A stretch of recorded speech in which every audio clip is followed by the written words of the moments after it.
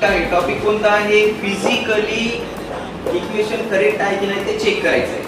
तर आपण एक्झाम्पल काय घेतलं रे? v इज इक्वल टू काय होतं एक्झाम्पल? u plus at. तर आपल्याला काय करायचं? एकदा कोणते डायमेन्शन चेक करायचे? v चे डायमेन्शन चेक करा. v ला कोणती वेलोसिटी म्हणतात? Final velocity.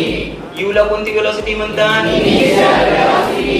a ला काय म्हणतात? एक्सेलरेशन. t ला काय म्हणणार? टाइम. आता वेलोसिटी फायनल वेलोसिटी असेल त्याचं डायमेन्शन काय ते रे?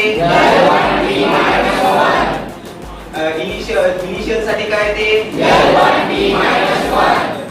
एक्सेलरेशन. आता इथं आपण एक्सेलरेशनला चेक करू. तर एक्सेलरेशनचं डायमेन्शन काय राहते? इनटू टाइम आहे. टाइमचं डायमेन्शन काय? मग काय करायचं? पॉवरची ऍडिशन झालं ऍडिशन, सबट्रॅक्शन झालं सबट्रॅक्शन. मग काय ते? -2 + 1 काय ते? -1. म्हणजे 80 चं डायमेन्शन काय आले? मग आता काय करायचं? त्या इक्वेशनचे सगळ्या क्वांटिटीचे डायमेन्शन बघा. इक्वेशन मध्ये 3 क्वांटिटी आहेत. पहिलं v चं डायमेन्शन येते L1t - 1. नंतर आहे u चं डायमेन्शन L1t - 1.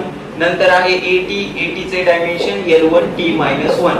म्हणजे याचा अर्थ काय? इक्वेशन कसं आहे? बॅलेन्स इक्वेशन आहे.